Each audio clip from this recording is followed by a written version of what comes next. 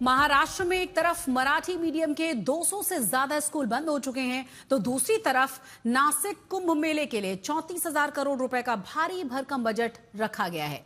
Supreme court के justice Prasanna B वराले ने इस पर बड़ा सवाल उठाया। उन्होंने कहा है कि अगर कुंभ के बजट का सिर्फ 0.1% हिस्सा भी शिक्षा को मिल जाता तो 100 से ज्यादा मराठी स्कूल्स बंद नहीं होते, बंद होने से बच जाते। आखिर विकास और आस्था के आगे बच्चों की पढ़ाई पीछे क्यों छूट रही है? महाराष्ट्र में अब इस मामले को लेकर सियासत तेज हो गई है।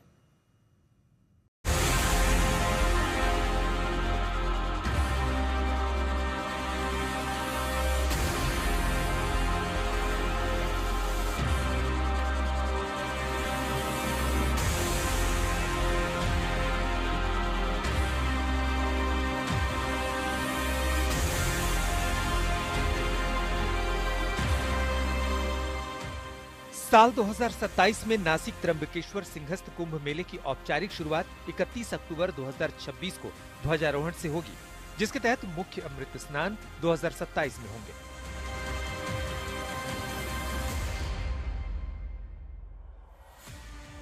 इस बीच कुंभ मेले पर होने वाले अरबों रुपए के खर्च पर सवाल उठने लगे हैं। दरअसल महाराष्ट्र के धुले में 22 अगस्त को आयोजित एक सार्वजनिक समारोह में सुप्रीम कोर्ट के न्यायमूर्ति प्रसन्न बी वराले ने कहा था कि सरकार अगर कुंभ मेले के बजट का 0.1% भी स्कूलों पर खर्च करती तो 100 से ज्यादा मराठी स्कूल बंद नहीं होते। धुले से बात निकली तो दूर तलक जा पहुंची। विपक्ष ने इसे सरकार के खिलाफ हथियार बनाने में जरा भी देर नहीं की। पहले मैं माननीय वराले साहब का बहुत बहुत तहे दिल से अभिनंदन करता हूँ। कोई तो है, आशा का किरण जब ऐसे दिखता है ना तो लगता है इस देश में संवेदना अभी भी बाकी है, इस देश में न्यायिक भूमिका अभी भी बाकी है। अभी तो जैन जी ने तो शुरू कर ही दिया है, तो ये जो उन्होंने कहा वो सच्चाई है ना।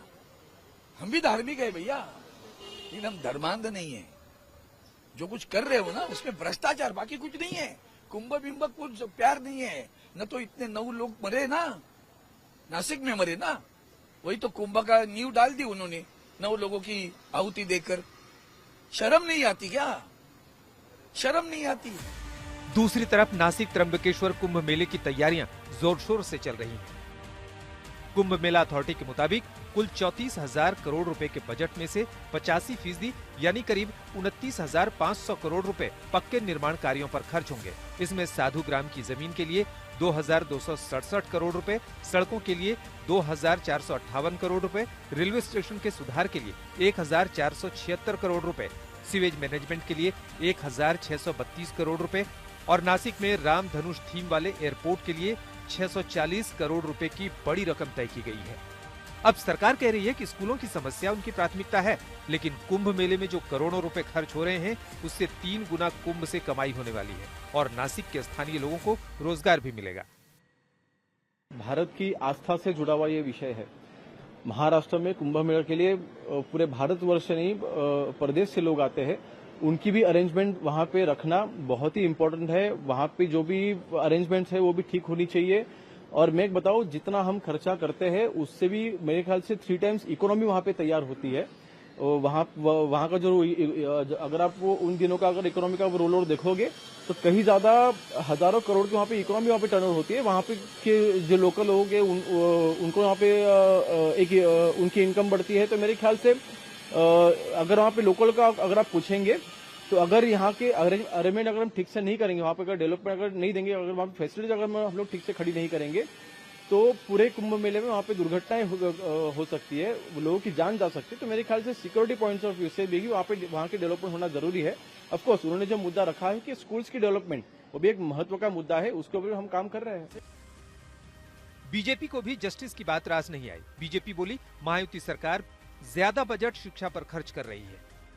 संविधान के तहत देश की सर्वोच्च न्यायपालिका के न्यायाधीश के किसी बयान पर टिप्पणी करना उचित नहीं होता, पर कांग्रेस दल ने भी इसे ओछी राजनीति का मुद्दा बनाया है, वह दुर्भाग्यपूर्ण है।